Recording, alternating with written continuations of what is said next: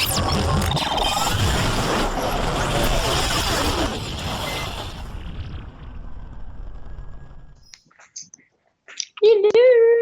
Hello, how are you doing? I'm doing good. How are you? Excellent. Brittany decided, oh Good. my God, we better leave at 10:30, so you need to get it done Uh-oh. sooner. So anyway, All right. but hello, Emmanuel McIntosh, medium extraordinaire, and hi, Eric, how are you doing? And I love you. He's saying, hi, Mama. I love you too. Oh, all right. So we're going to start out this session today talking about the opiate epidemic. It's all over New Hampshire. I mean, there's like 93 people a day are dying from heroin, fentanyl, whatever other opiates. Why, Eric? He's saying, well, why are there so many deaths right now? Whereas there's so many casualties from these opiates? It's it it's got different reasons. He says. He's showing me a few. He's given me like two main reasons why it's why there's so many casualties. He's saying, okay, if you just look at the products themselves, the biggest one that's circulating right now that is very popular and that is very deadly is phenitol. Phenitol. Oh yeah, fentanyl. Yeah, that is so true, Eric. I, It's really bad. I mean, it has a very small edge where you take a little bit too much and boom, you're dead. Right. And he's saying, a lot of the drug cartel have been replacing heroin with this one. Why? Because it's a lot more powerful than heroin. And so they can actually ship it in smaller amounts, which is easier to smuggle in and still get the same amount of money from it.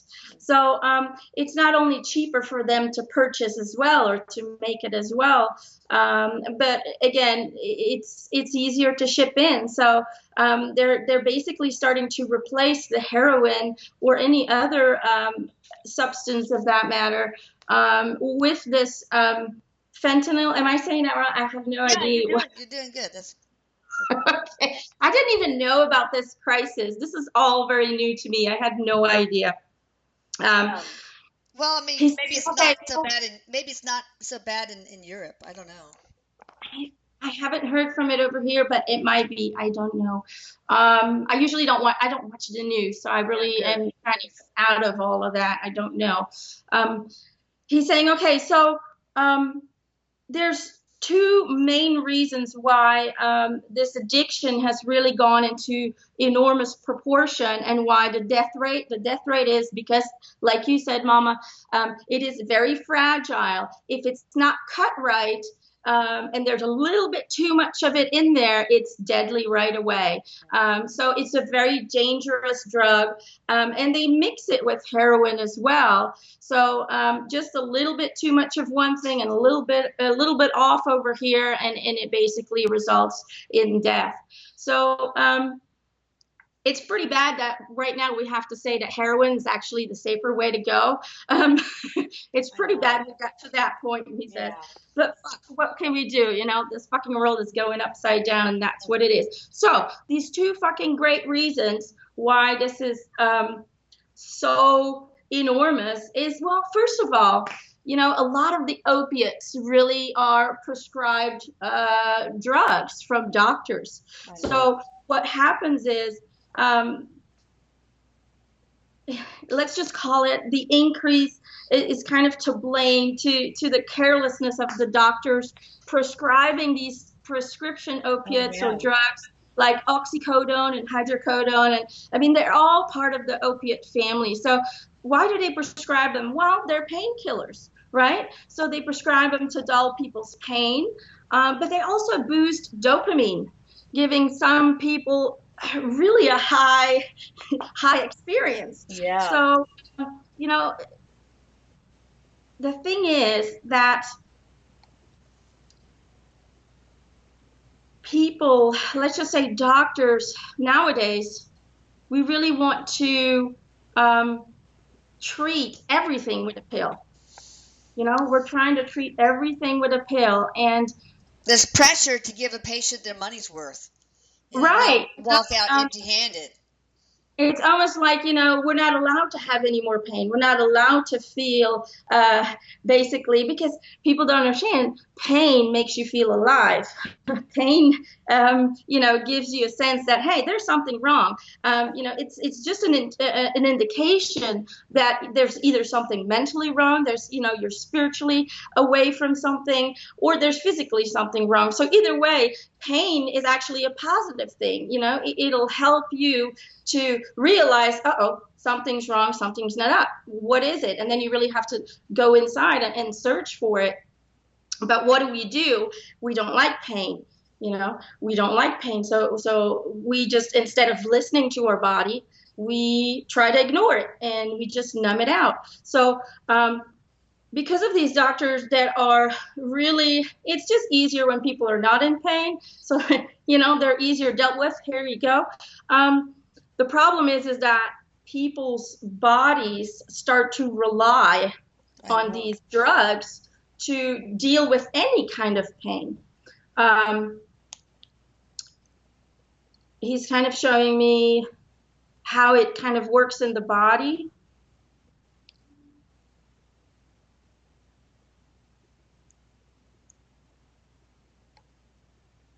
Okay, so he's saying that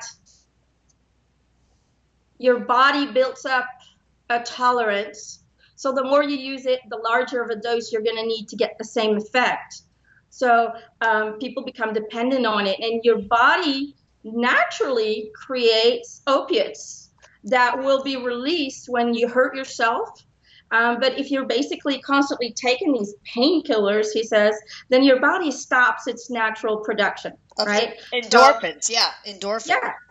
And so the body doesn't know how to produce it anymore because you've replaced it with these pills. And so the body will start relying on these drugs to produce the dopamine.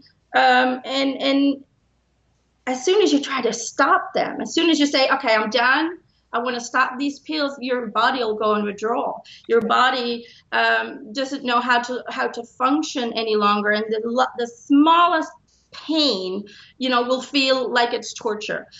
So people continue to take them, and they take higher doses and higher dosage. So not everybody who dies of this opiate crisis, started as, a drug user, started as a heroin user. That's the thing. It could have been a back injury. I'm sorry. Yeah. It could have been like a back injury at work, and all of a sudden they're hooked on Oxycontin. Right, and that's the increase, is because people who are in pain, you have people who have chronic pains. You have people who went through surgery and they had to, be on these meds for 6 months. They become addicted to it, and they get into kind of a state of mind that they can't live without it anymore, and it's really hard for them to cut it out of their life. So you see, regular husbands and wives and mothers who become addicted to it, and eventually it pushes them away from their normal existence because they need it more and more. And then eventually the doctor will say, hey, we need to build it down. And they're going to say, no, I need this. And then what do? They go out in the streets and they got to look for a replacement. And then that's when they get really in touch with that deadly fentanyl, fentanyl that they that you see on the street. So, well, Erik, let me ask you a real quick question before I forget. Is there another type of analgesic, pain kind of medication that is effective enough that you're not suffering, but it doesn't completely numb the communication in your body with you that something is wrong, and it's not dangerous or addictive? Yeah, he's going like this. Okay. Marijuana. Hello. Believe it or not, but that's one of the safest ones that's completely naturally based, and that your body doesn't get addicted to it. Yeah. We sometimes get addicted to the nice feeling it gives us, but our body itself, the physical body, will not crave it. And that's the difference. That makes it safe. Because you can quit at any time, at any time of day, you can say, I'm done, and your body won't suffer from it. You won't have the withdrawal effects. So that, to me, it needs to be legalized. And well, what's another option since it's not legal in all states? Well, I think that we need to all kind of step in and help each other out. Now, I know this is going to sound fucking crazy and fucking wacko, okay? But he's saying what we need to build centers where people who are addicted, where people who need their dosage can get help, basically can get the drugs, but in a safe, controlled environment where they can get, the fentanyl that's cut the way it should be, so there's no overdose, and where they can keep an eye on them while they're doing it and while they're in their high. So if something happens, these people, will get the care that they need, and at the same time, they can also guide them and help them to lower their, to kind of fight the addiction. They can give them the spiritual. He says the spiritual healing. You're healed. He's just all of a sudden he's like this priest. He's got this little thing and a black thing. He's like, you're healed. That's funny. But basically, he's saying, in order for addicts to really overcome this, you have to understand they get to a point where they know that they need help and they know that they can't do it on their own. But a lot of times those people have been rejected by family. We don't want to hear anymore because family starts to give up. They start to not tolerate it anymore. Sure. So in order for addicts to really kind of recover from this addiction, it's very important that they start to explore their own spiritual condition, and they start to align with the idea that if they want to recover from this disabilitating state. Is that even a word, disabilitating? No. Anyway, that's what he's using. He might be making this word up. I think he is. He makes up words all the time. I've never heard of that. But he's saying, in order to get from this devastating, I'll just use my word, devastating state, they need to connect to something bigger than themselves. Yeah. And by connecting to source, by connecting to the idea that, yes, there is something bigger out there, they also kind of connect to the idea that they're not alone in this journey. They're not alone in this struggle. And it's really going to give them a sense of, okay, we can do this. It's going to give them a sense of control over themselves, but it's also going to give them a purpose because by connecting with source, God, or some people really go religious, and that's fine. By connecting to something that's bigger than themselves, they'll also feel included, because a lot of people will, let me say it this way. When your mind accepts the idea that there's something out there that's helping you, that you're not alone, then you're sending that energetic vibration out to the universe. And then the universe will make sure that you're not alone, that you are being surrounded by people, and people will be sent to them. They will be drawn to this addict who's basically saying, okay, I'm not alone. And so it will be. He will create that reality, and people will show up and give him help, and maybe pick him up and try and guide him and give him solutions, and so on and so on. And by doing that, he will see that, okay, there's something bigger out there than me, but now I'm also surrounded by human beings who care about me. And basically you start to become surrounded with love and compassion. And when that happens, that really raises your frequency. It really lifts you up. And yes, every now and then they might have a little setback when something goes wrong.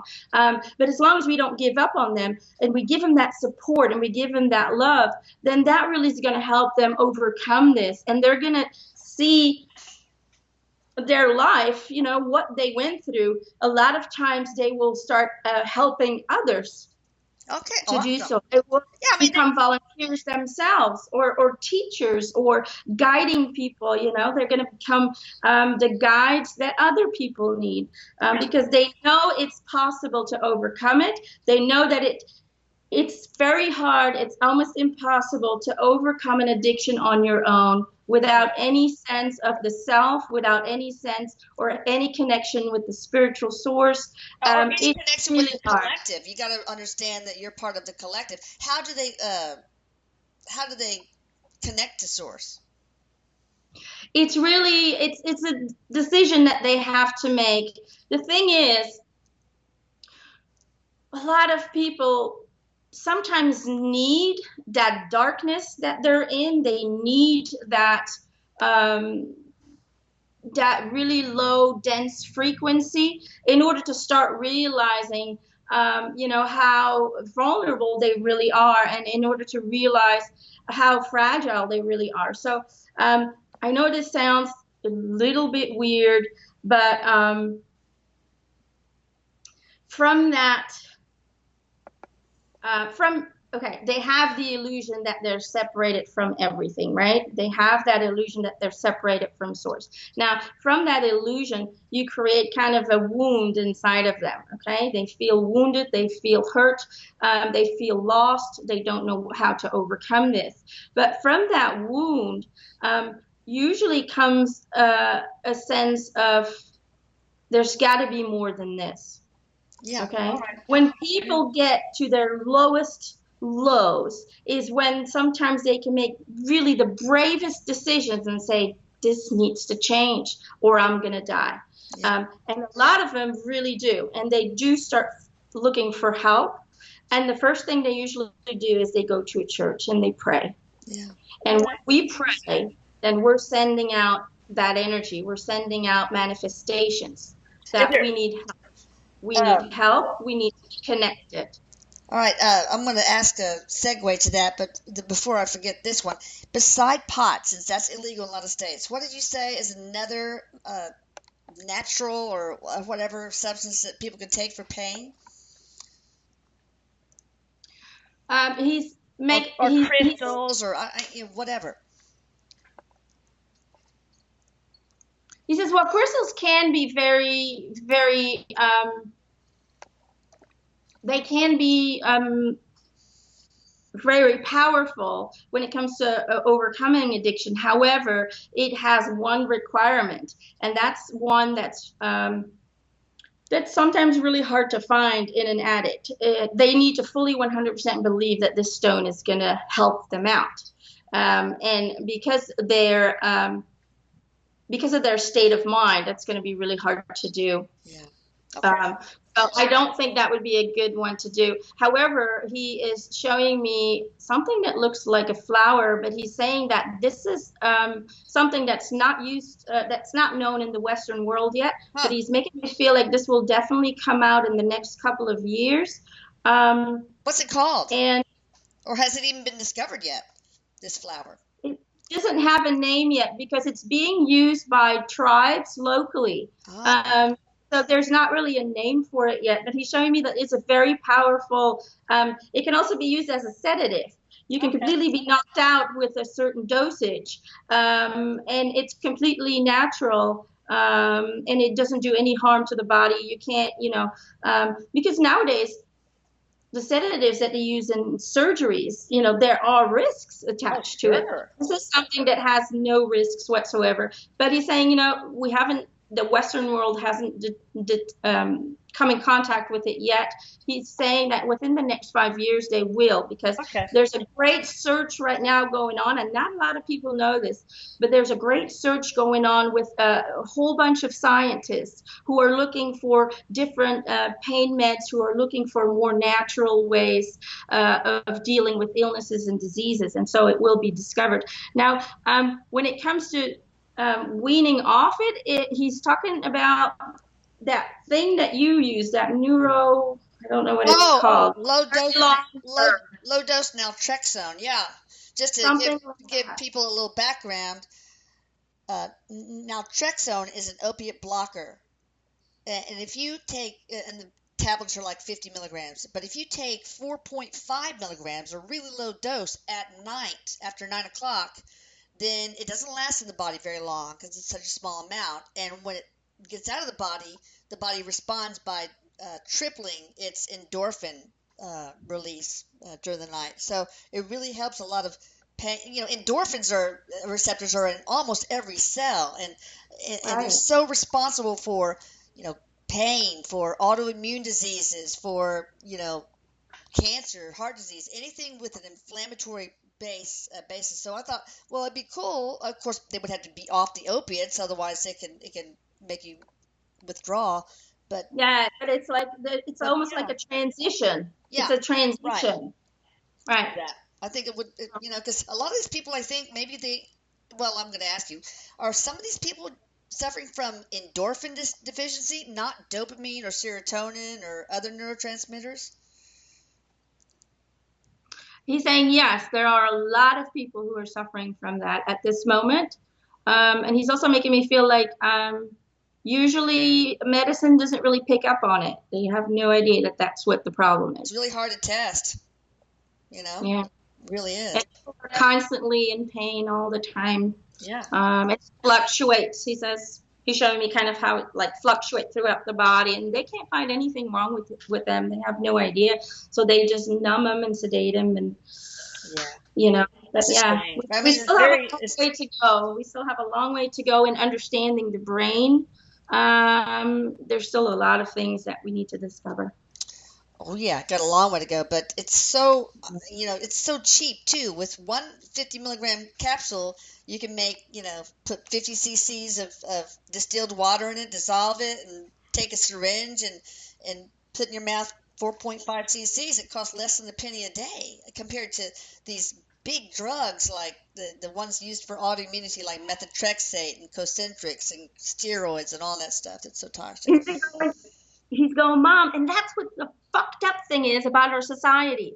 The cheaper the shit is, the better it works. But no, they rather give you the shit that doesn't work, but that costs millions. That's because they You can know, make money off it. They can't make money off of exactly. And something so that's cheap. why people really need to stand ground, and they really need to say, you know what? No, we're done with this, and we're going for herbs, and we're going for this. And I don't care if you say it doesn't work.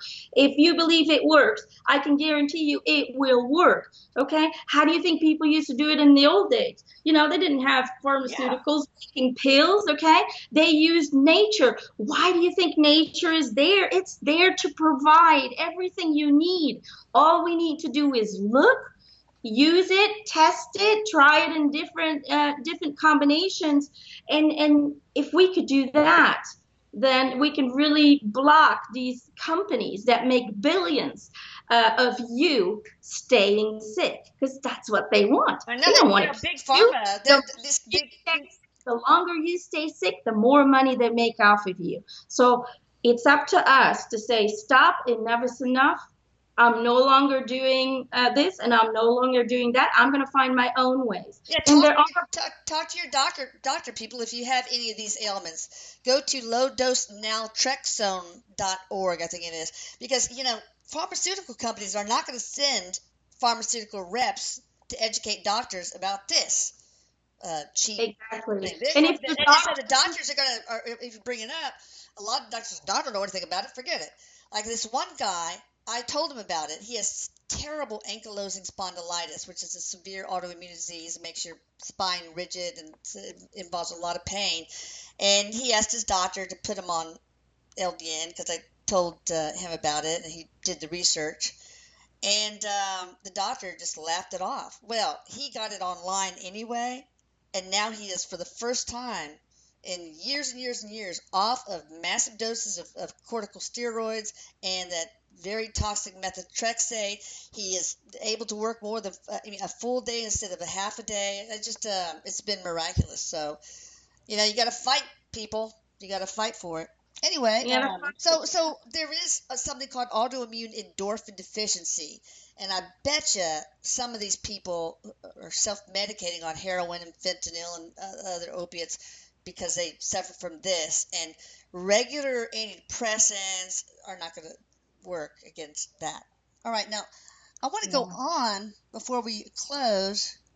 How do we stop the flow of this stuff into our country?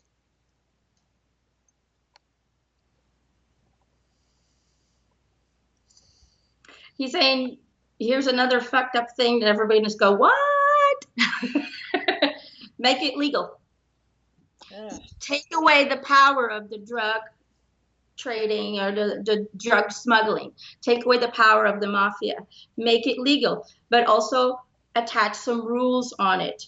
It's only allowed for certain people for over a certain age. It's only allowed to be used in controlled environments.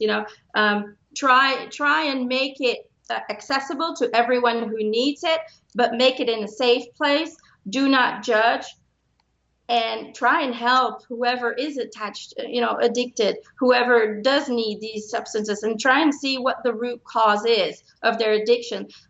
The root cause of an addiction never really starts with the addiction. It starts with the human condition before this addiction ever happened. So we need to learn to listen to these people and see, okay, where is the root cause? What started all of this? And really treat them with hypnosis. Okay, hypnosis is something that does work for people who are addicted. They already do it for when you want to get rid of your ficking cigarettes. So why not try it on drugs? Why not implant that seed into the mind? Even past life regression, if their pain was due to some injury in another life, past or future, that would be a possibility.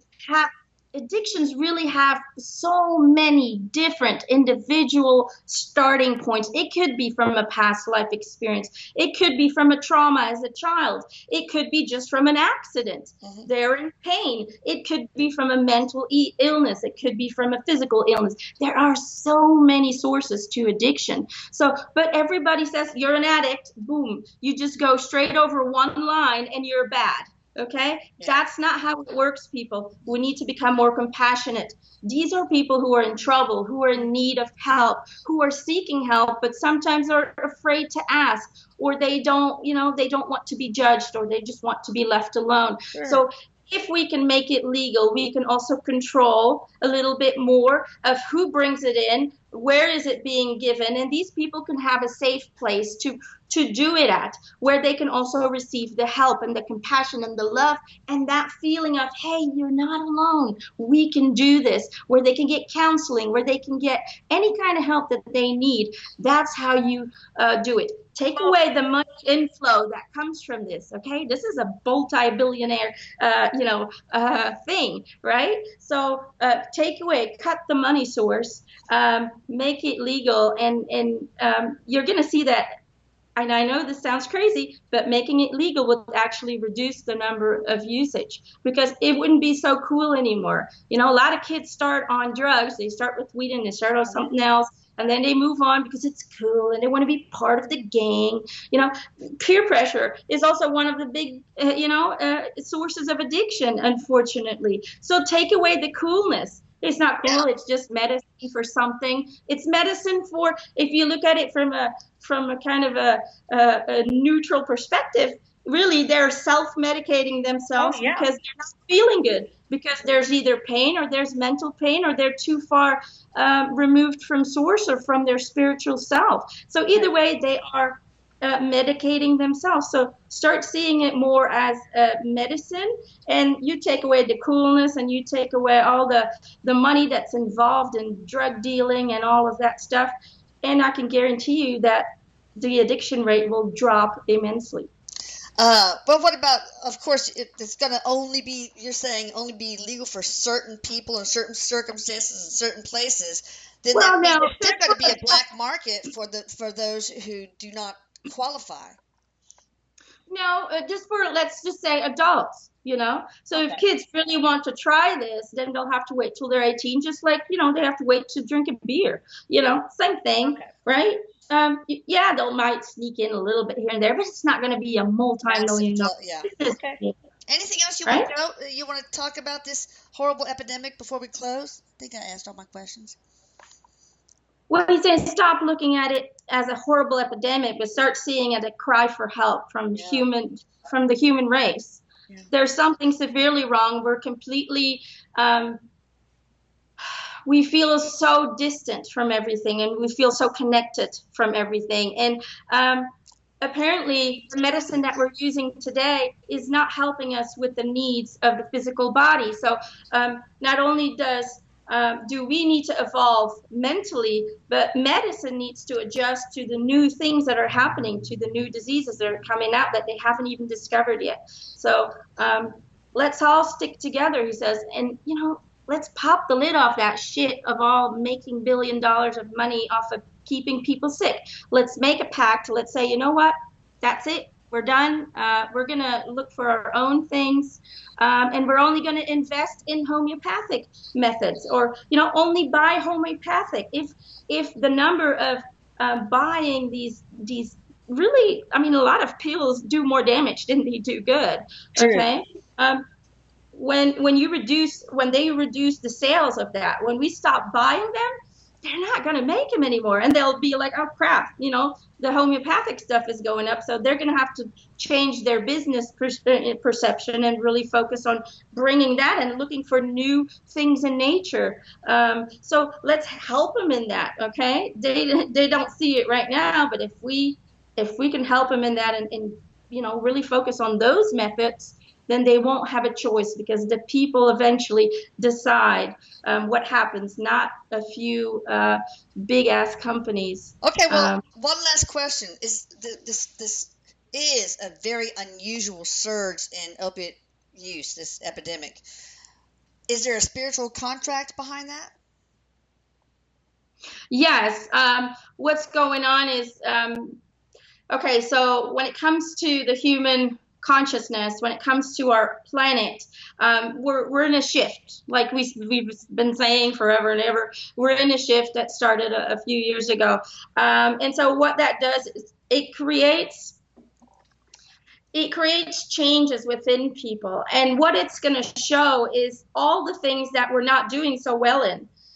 It's going to kind of highlight where the flaws are of the human race in some way or form. Good. And that's what we're seeing. We're seeing that what is this opiate addiction crisis highlighting? That we're not good within ourselves, that we're just not, we need guidance, we need enlightenment, we need source.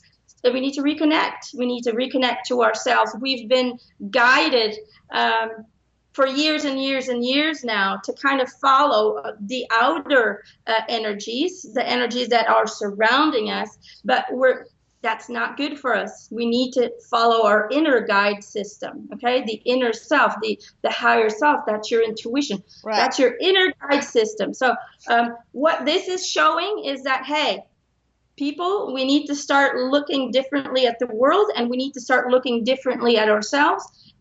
So it's creating awareness that the human beings are not doing so well, spiritually, mentally, and physically. It's creating awareness of compassion and unconditional love. Okay, because we're going to need to help each other if we want to get through this. Okay. Right. It's also highlighting that there's something wrong with society. There's something wrong with, how doctors are freely prescribing all the meds you need and all of this. That's what it's highlighting. So that's the purpose of why this is going on. It's to open people's eyes. Unfortunately, that comes with a lot of suffering, especially from parents, from, family members and friends. It comes with a lot of suffering. Yeah. But if we can see this as, hey, this is a cry for help. This is basically the human beings crying for help, that we need help. We need to change our perspective. Okay. of ourselves and of the world. That's what it is. Sounds great, Eric. Well, thank you. I love you. And next session, we're going to talk to a famous actress, Joan Crawford. So, is that her name? Yeah, Joan Crawford. God, I just had a mental, Learning. whatever. All right, bye. And All also, right. Bye, guys. you guys can get in touch with Emma at EmmanuelMacintosh.com. That's Yes. EMAN. Well, I'll put it on the on. It's a I'll put long one. It's a long one. I'll put it on the sign. A little All right. time for you guys. Bye bye. Bye. Prepárate.